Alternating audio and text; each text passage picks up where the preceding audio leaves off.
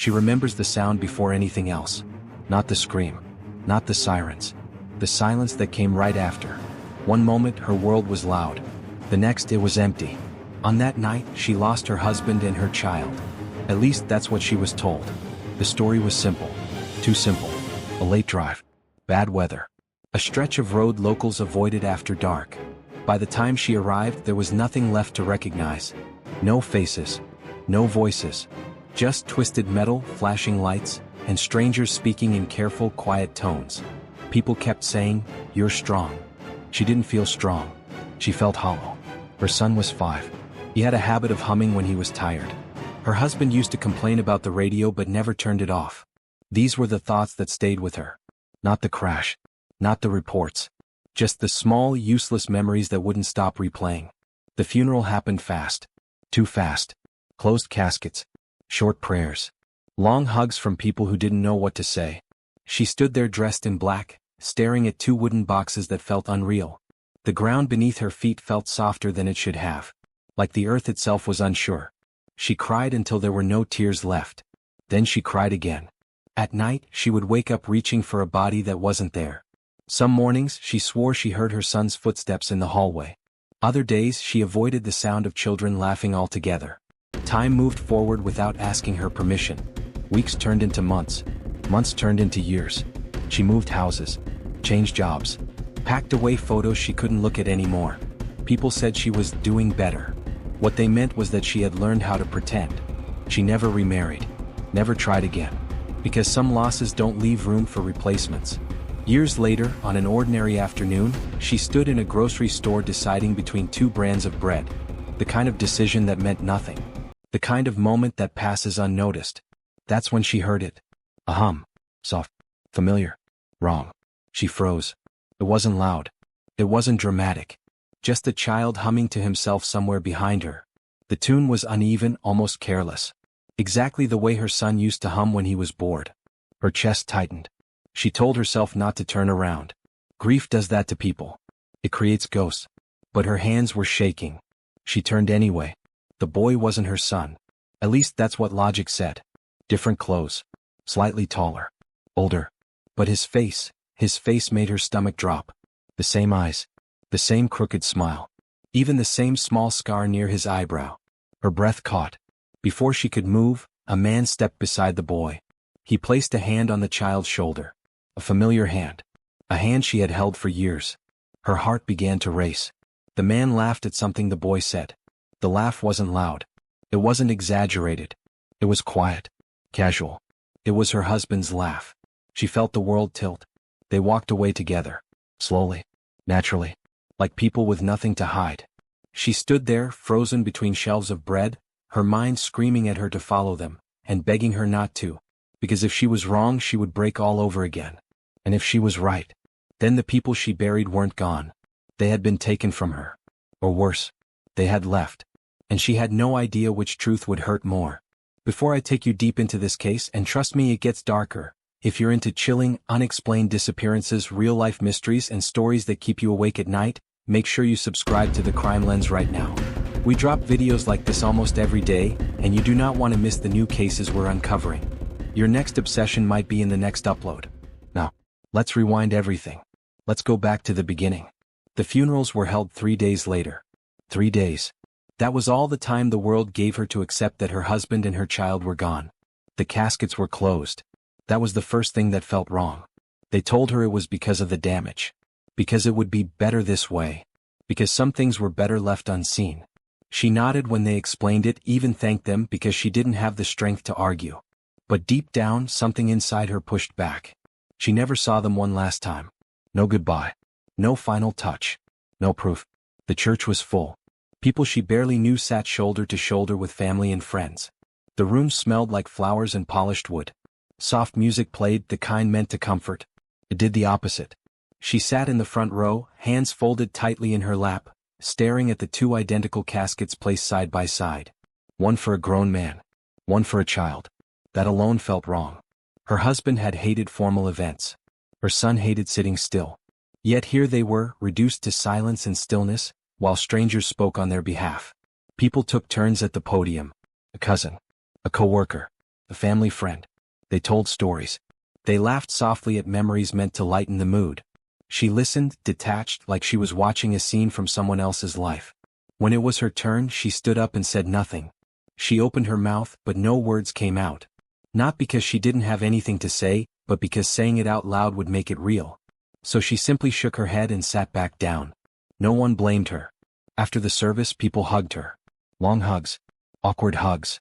The kind where someone whispers, "They're in a better place," because silence feels uncomfortable. She nodded. Again. Always nodding. Someone handed her papers later that day. Official forms. Signatures. Dates. Death certificates. Her husband's name. Her son's name. Printed neatly in black ink. Cause of death, accident. One word to explain everything. That night, she returned to an empty house. Their shoes were still by the door. A toy lay half hidden under the couch. A jacket hung on the back of a chair, exactly where her husband had left it. She stood in the hallway for a long time listening. Nothing. In the days that followed, questions began to form. Small ones at first. Quiet ones she didn't say out loud. Why hadn't she been allowed to see them? Why was there no photo from the scene? Why did the reports feel rushed? When she asked, she was met with gentle resistance. Authorities told her not to dwell on details. Family members urged her to rest. Friends told her grief was playing tricks on her mind. So she tried to let it go. But grief didn't feel like confusion. It felt like certainty fighting silence. A week later, she received a box. Their belongings. What was recovered? A wallet. A watch. A shoe. Her son's backpack. Inside it, a small toy car. She stared at it for a long time. The backpack didn't smell like smoke. The toy wasn't damaged. Nothing felt like it had been through a crash. She brought it up to the officer handling the case. He told her items were found at different points. That not everything burns. That accidents are unpredictable. His voice was calm. Too calm. When she asked to see the full report, parts were missing. Pages redacted. Details summarized instead of explained. She noticed something else too. There were no eyewitnesses. No one who actually saw the crash happen. Just people who arrived after. Just assumptions built on timing and location. At night, she started dreaming. In the dreams, her husband was always standing just out of reach. Her son was always calling her name. She would run toward them, but the ground felt thick like mud. Every time she got close, they turned away. She would wake up gasping for air. Months passed. Life continued as it always does, indifferent to personal tragedy. People stopped checking in as often. Invitations slowed. Her grief became something others assumed was handled. But she couldn't shake the feeling that something had been taken from her twice. Once in the crash, and once in the truth. She went back to the site of the accident alone one afternoon. The road was quiet. Trees lined both sides. There were no skid marks anymore. No sign that anything had ever happened there. She stood on the shoulder and tried to imagine it. Tried to see the car. The impact. The moment everything ended. But all she felt was emptiness. Years later, when she stood in that grocery store and heard that hum, every buried doubt clawed its way back to the surface. Because grief fades. But instinct doesn't. And as she stood there watching a boy and a man walk away together, one thought burned through her mind with terrifying clarity. If they were truly gone, then why did it feel like they had simply learned how to disappear? Grief doesn't leave all at once. It fades in pieces. Quietly. Like a sound getting farther away until one day you realize you can't hear it anymore, but you still remember what it used to feel like. The years after the funerals blurred together. She learned how to function. That was the word people used. Function. Wake up. Go to work. Answer emails. Smile when required. Cry only when alone. Life became a routine built around avoiding certain thoughts. She moved to a smaller place.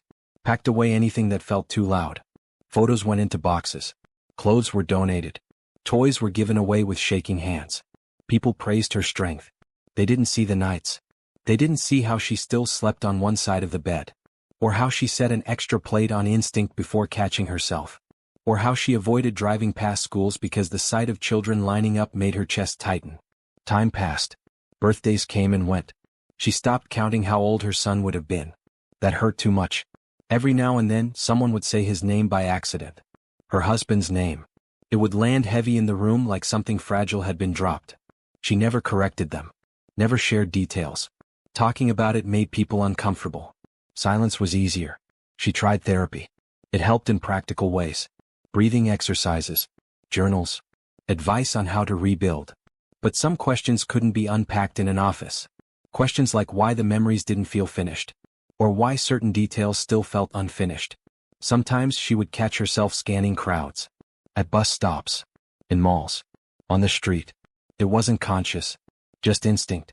Her eyes would lock onto men with similar builds, children with familiar features. She told herself it was normal, that grief rewires the brain, that the mind looks for what it lost. Still, the feeling never fully left. Years went by without answers, without updates, without closure. The case was officially closed. An accident. Tragic but simple. Nothing more to investigate. She learned to live with that explanation, even if it never settled right in her chest. Then came the small things. A missed call from an unknown number that disconnected immediately. A message that showed as delivered, but never read. A feeling of being watched that vanished the moment she turned around. She dismissed it all. Loneliness does strange things to people. Life moved on.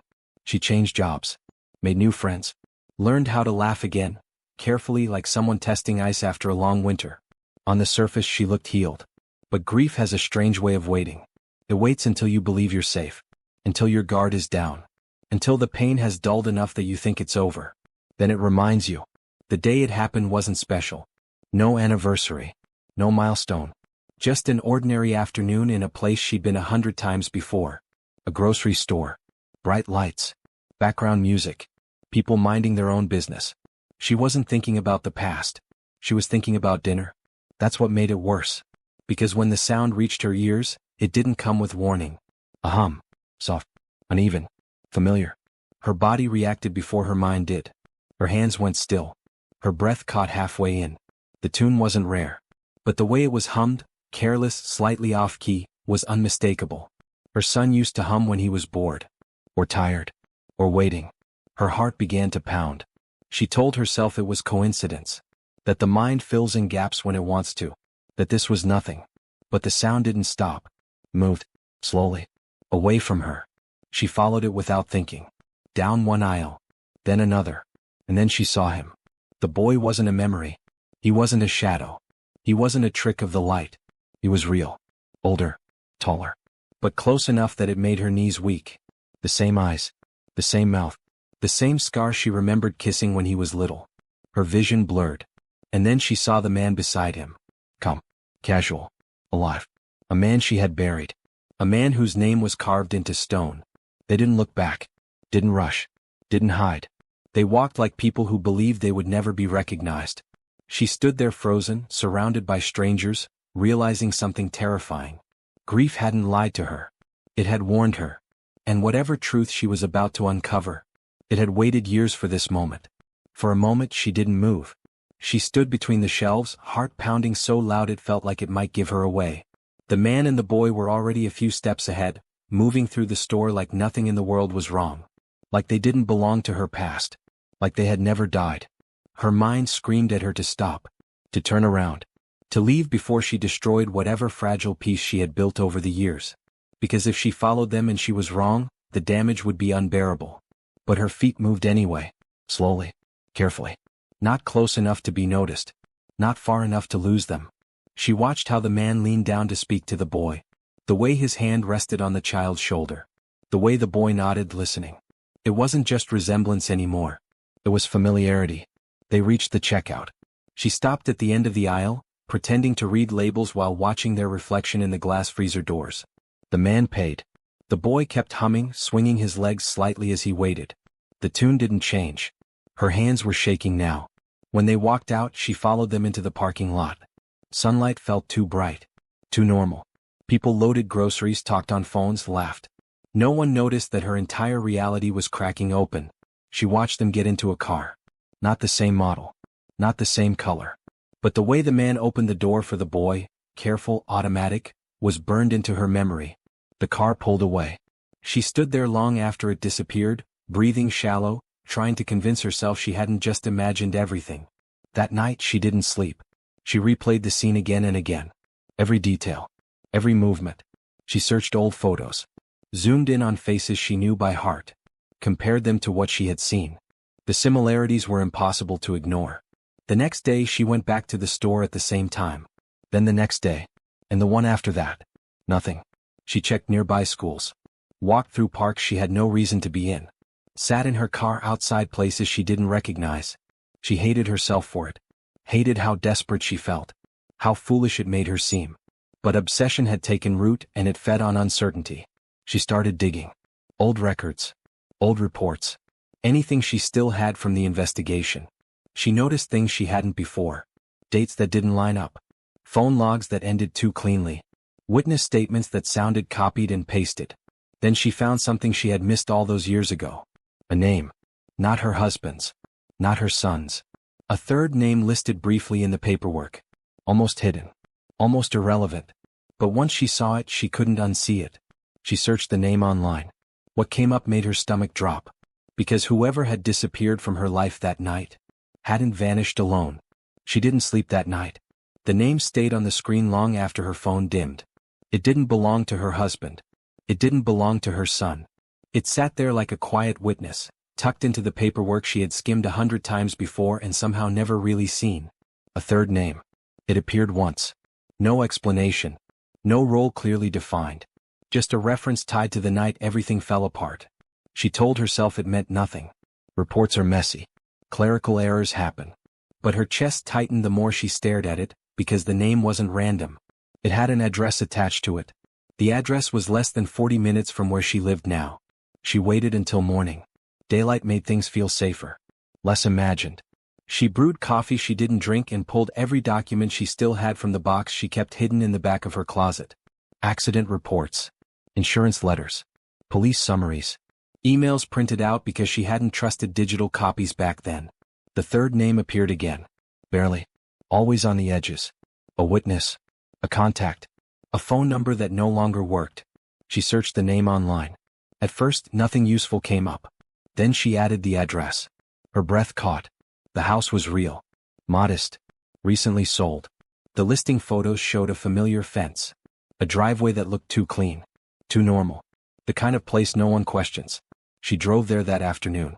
She told herself she was just curious. That she would sit in the car for a minute and leave. That she wouldn't do anything reckless. But when she arrived, she stayed. The house didn't look abandoned. No broken windows.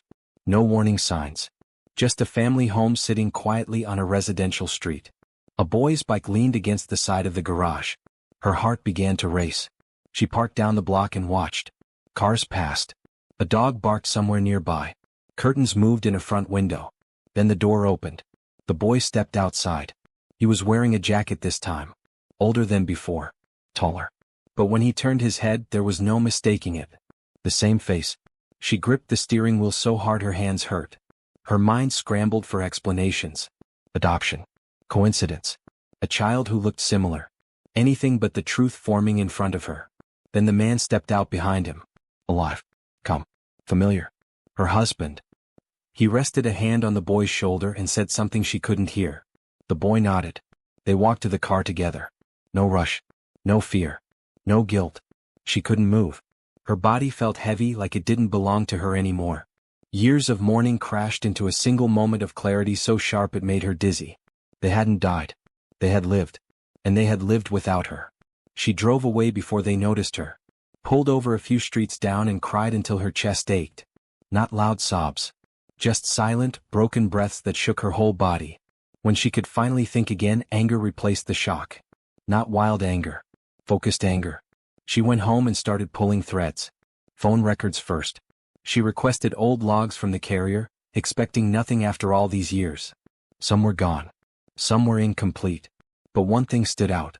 On the night of the accident, her husband's phone had pinged miles away from the crash site. Just once. A brief connection. Then nothing. She remembered being told the phone was destroyed. It hadn't been. She dug deeper. Credit records. Bank statements. Old accounts she assumed were closed. A small transfer appeared days before the crash. Another weeks after. The money hadn't gone to her. It had gone to the third name. The witness. The contact. The person who wasn't supposed to matter. Her hands shook as she connected the pieces. Not because the truth was confusing, but because it was starting to make sense. The crash. The closed caskets. The rushed paperwork. The lack of eyewitnesses. It hadn't been chaos. It had been control. She went back to the reports and read them again, slower this time. She noticed how often the phrase presumed appeared. Presumed impact. Presumed death. Presumed remains. Presumed. Not confirmed. She realized then how easily grief had been used against her. How quickly people had decided for her. How her silence had made it convenient to close the case. That night, she stood in her kitchen staring at the wall, realizing something else that made her blood run cold. Her husband hadn't just disappeared with their child. He had planned it. The clothes he took. The accounts he moved. The man he contacted. The life he rebuilt. He had looked at her, knowing what he was about to do. Knowing she would mourn him. Knowing she would bury him. Knowing she would weep over a child who was still alive. She sat down at the table and pressed her palms flat against the surface, trying to ground herself. The urge to confront him immediately burned in her chest. To show up at the house. To scream. To demand answers. But she stopped herself. Because something felt off. If he had gone through all this effort to disappear, then being seen meant something had changed. And if he was careless enough to be spotted now, then whatever he was hiding might be unraveling. She opened her laptop and started documenting everything. Dates. Names. Screenshots. Photos taken discreetly from her car. Patterns she hadn't seen before. By the time the sun came up, she understood the truth. This wasn't just about abandonment. It was about escape. And whatever her husband had run from was now close enough to find him. She needed answers. Not excuses. Not stories. Not the kind people tell to make themselves feel better. She needed the truth. Why had he left? Why had he taken her child? Why had he made her grieve for something that never ended the way she thought? The more she dug, the more pieces fell into place, and the picture was darker than anything she had imagined. It wasn't an accident. The crash, the caskets, the closed doors, it had been deliberate. A performance designed to erase him and her son from the world she knew. But why? The third name she had found in the old reports led to answers, but they were horrifying. That person wasn't just a contact. They were part of something bigger, a shadowed network she didn't fully understand. The kind of people who move in silence, planning every step, leaving no trace. People who make grief look natural, who create accidents that fool the police, the media, and even families. Her husband hadn't fled her. He hadn't run from love. He had run from danger. And the child, her son, had been caught in it. He had wanted to protect them. That was the only explanation that made sense. She wanted to hate him for leaving her, but hate was impossible when she realized what he was saving her from. The years of silence weren't neglect. They were survival. Every move he made had been calculated. Every disappearance had been a strategy. Every new life they built, carefully hidden, was a shield. She went back to the old crash site in her mind. The road. The night. The wreckage. Nothing had added up before, but now the logic, twisted as it was, became clear. The accident report had been a decoy. The caskets a layer of security. The authorities, whether willingly or unknowingly, had been part of the illusion. Her heart ached. Not just for being deceived, but for the weight he had carried alone. For the decisions no one should have to make. Then came the realization that struck colder than ice. He wasn't just hiding from danger. He was hiding from someone she didn't know existed. Someone with power. Someone patient. Someone who could have destroyed all of them in an instant. That explained why the sightings were rare, why they stayed off social media, why no one had ever contacted her directly. But it also explained the risk. Because now she had seen them. Now she knew where they lived. Now she had the means to expose them, unintentionally. And if the wrong people realized she had seen him? She shivered. Every instinct in her body screamed at her to retreat. To step back. To disappear and let them stay hidden. But another instinct burned hotter. The need to confront the truth. To understand. To reconcile. She started tracing his movements, quietly, with careful observation. Days turned into weeks. Patterns emerged. Trips to the store. Parks. Brief visits to neighbors she didn't recognize. Everything was normal. Ordinary. Almost too ordinary. That was the trick. Because in a life lived in hiding, normal is camouflage. She learned the truth about him slowly, piece by piece. He wasn't the man she had married. He wasn't a villain. He wasn't innocent in the legal sense either, but morality had been a luxury he couldn't afford. He had become someone else. A protector. A ghost.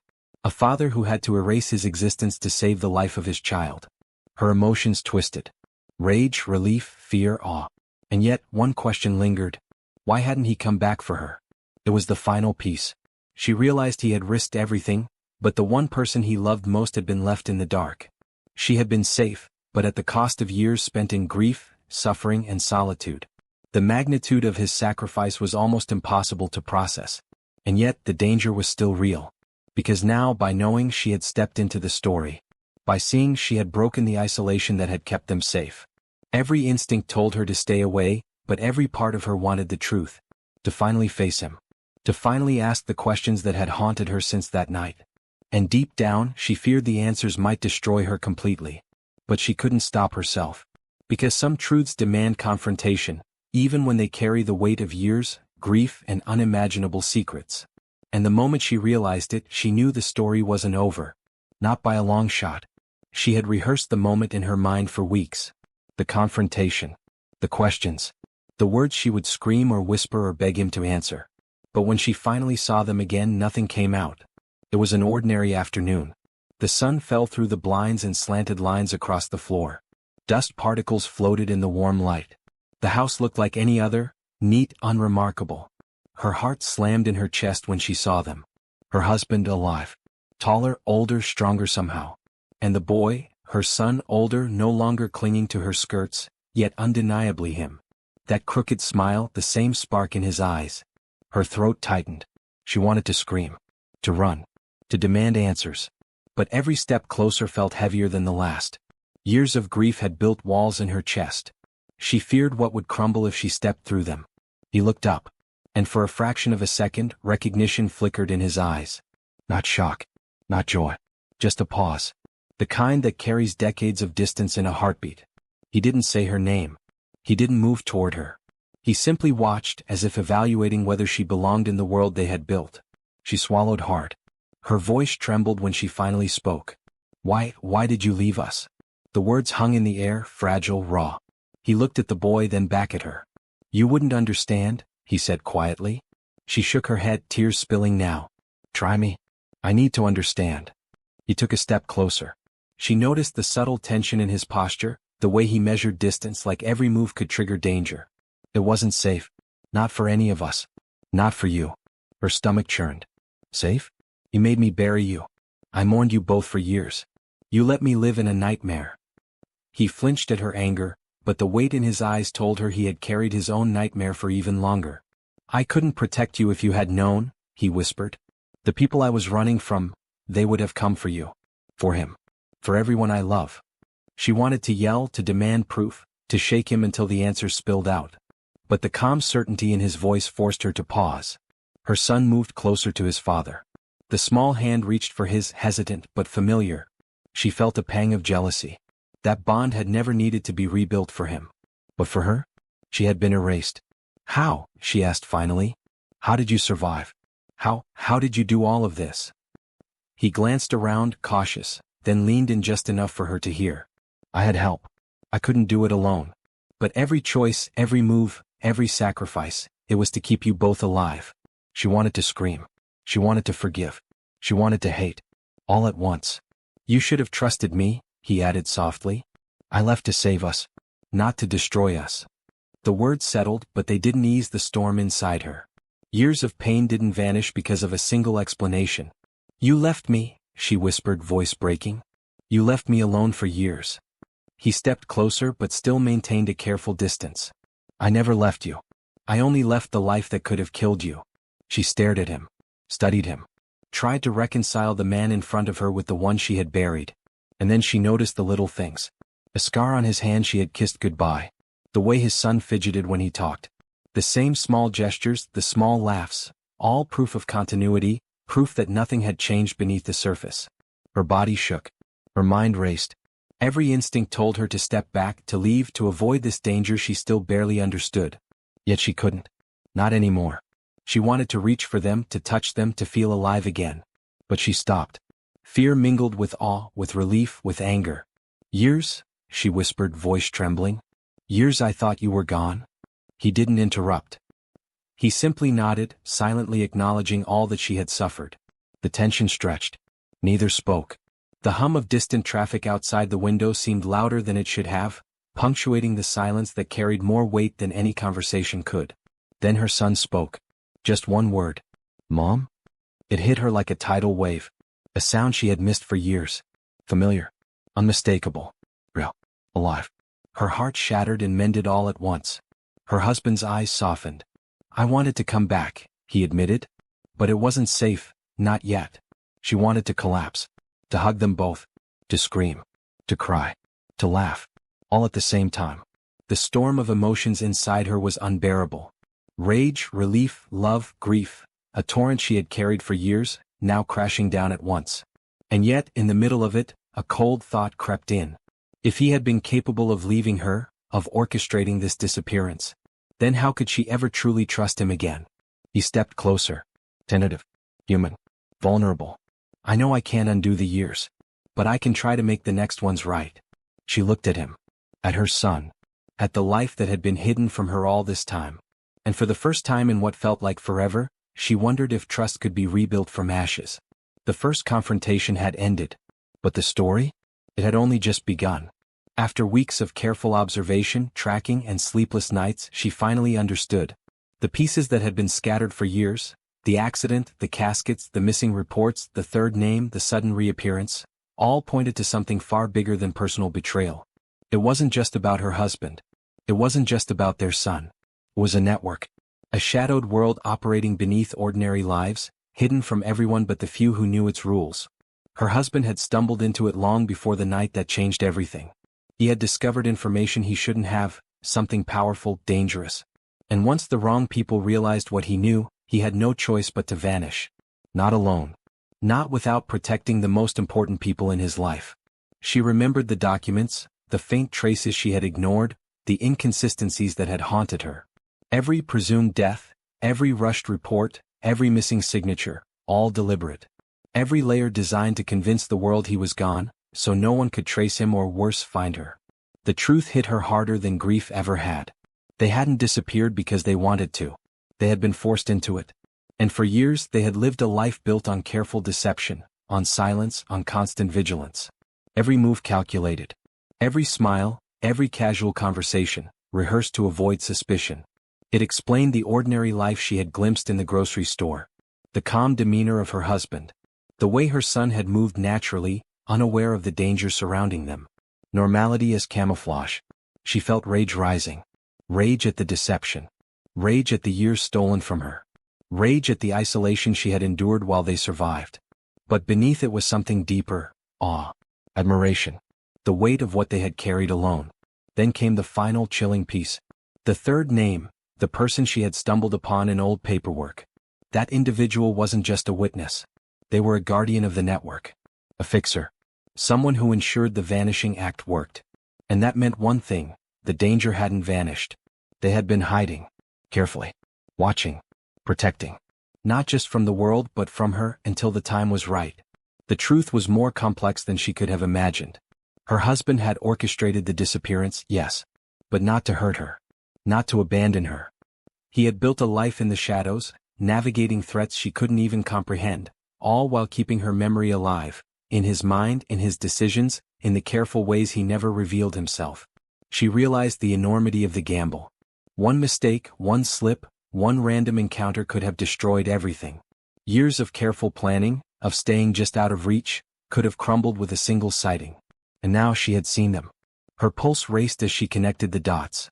The network they had escaped, the people watching, the delicate balance that had kept them safe, all of it was now threatened.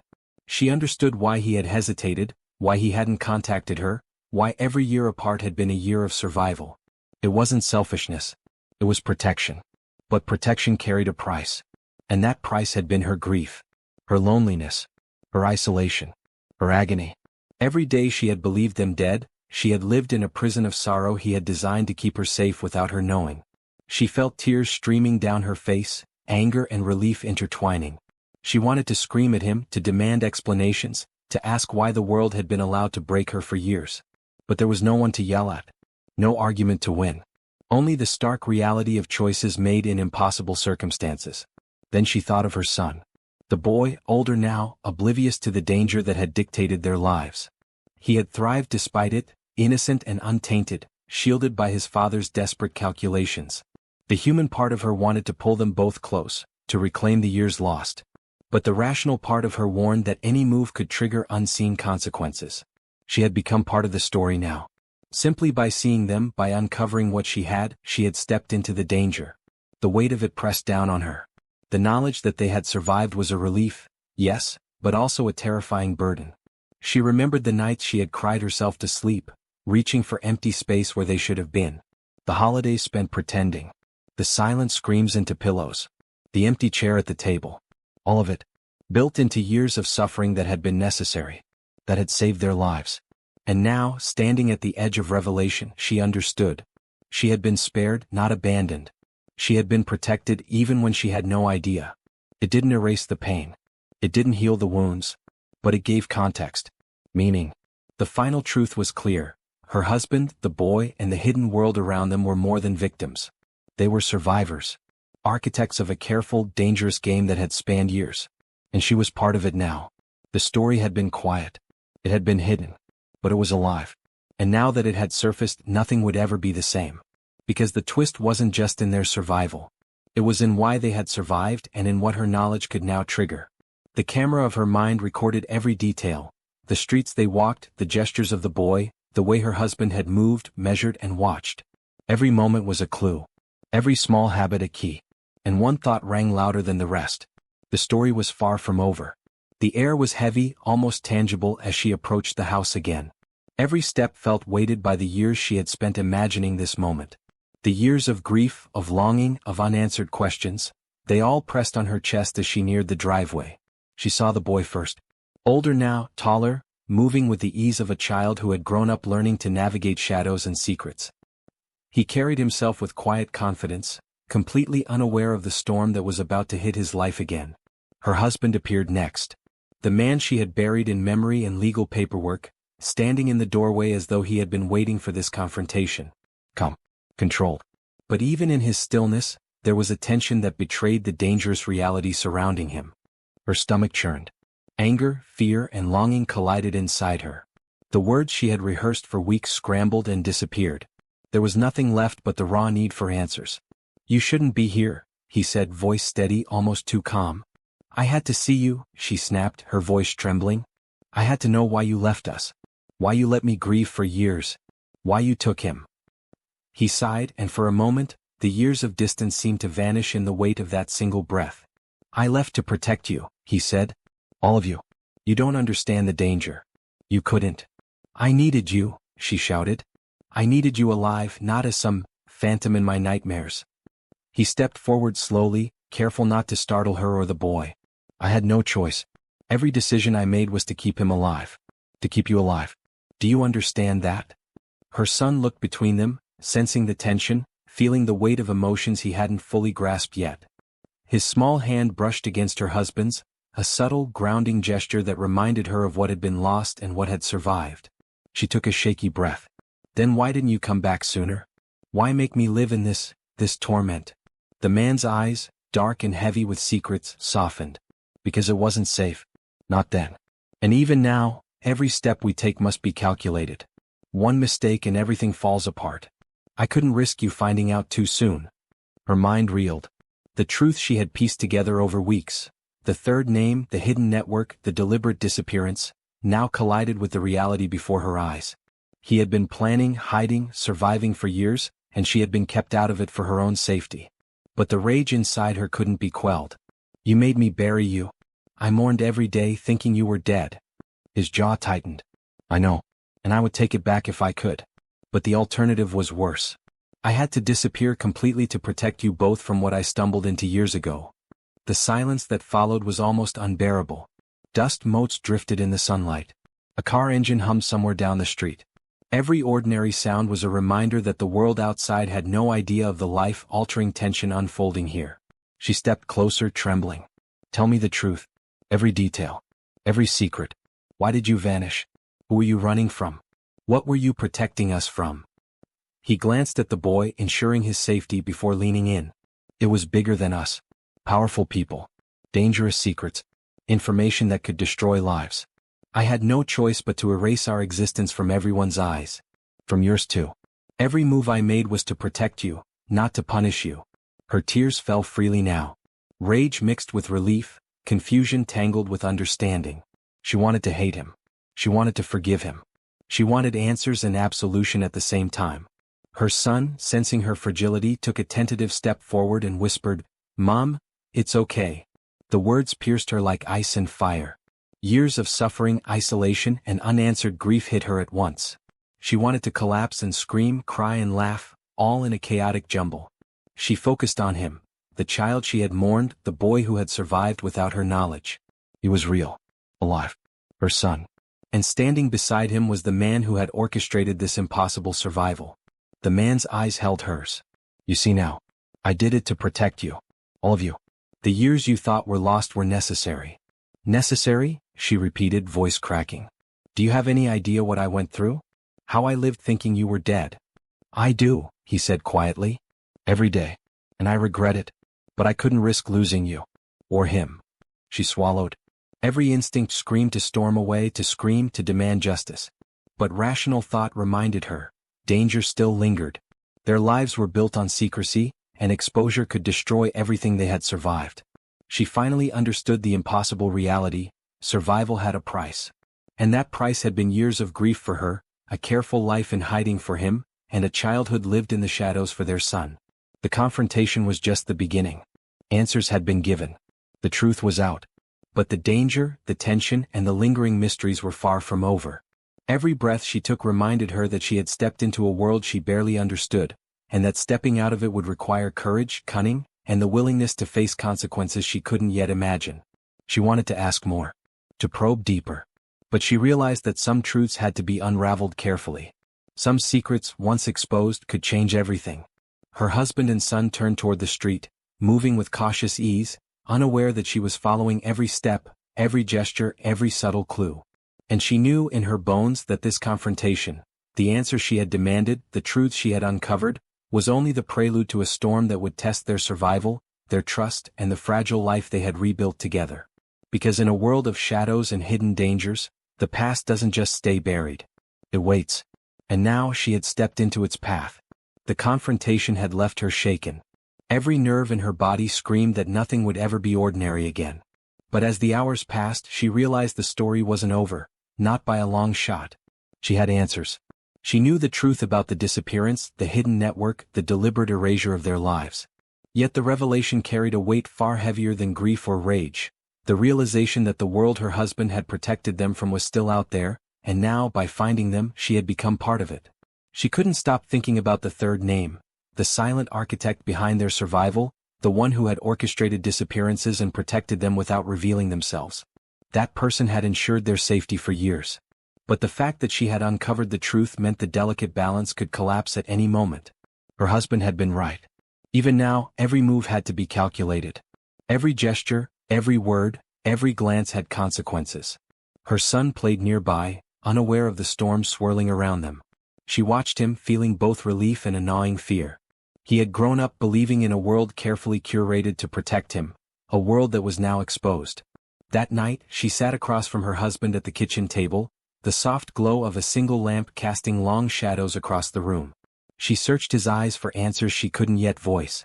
"Why didn't you just come back sooner?" she asked, voice quiet but sharp.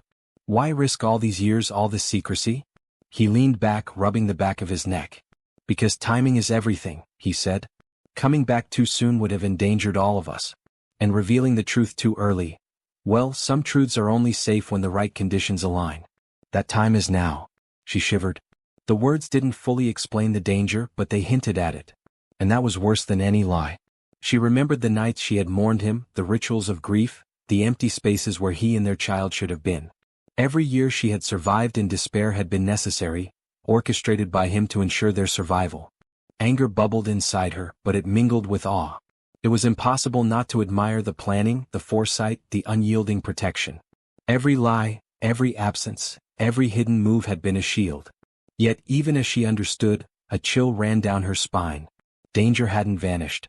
It was only dormant, lurking, waiting for the wrong signal. And by seeing him, by uncovering the hidden truths, she had become a signal. Days turned into nights, and she found herself retracing every detail of what had happened, mapping out risks, connections, and clues. The pieces fell into place slowly, each revelation more shocking than the last. Then the final twist revealed itself. Her husband hadn't just vanished to protect them. He had been protecting them from someone she trusted. Someone close to her, someone whose motives had remained hidden. A betrayal so deep that it had shaped the events of years, influencing decisions, erasing lives, and forcing a shadow existence on those she loved most. The realization hit her like a physical blow. The enemy had been closer than she could have imagined. Every decision, every grief-filled year, had been manipulated by forces she hadn't even considered. And yet, her husband had shielded them, using the smallest threads of deception to weave safety from chaos. She felt anger, disbelief, and relief all at once. Her heart ached for the years lost, for the childhood stolen from her son, for the life she had imagined with them. But the alternative, knowing the full danger and living in the open, would have been far worse. Her husband reached across the table, hands steady. "I know it's a lot to take in," he said. "I can't undo the past. But I can help you navigate the future. If you choose to stay, if you choose to understand, we can rebuild. Carefully. Safely. Together." She looked at him, then at their son, and finally at the shadows of the room. Every instinct screamed caution, but her longing for connection, for truth, for family, for closure, overpowered fear. The final piece of the puzzle became clear.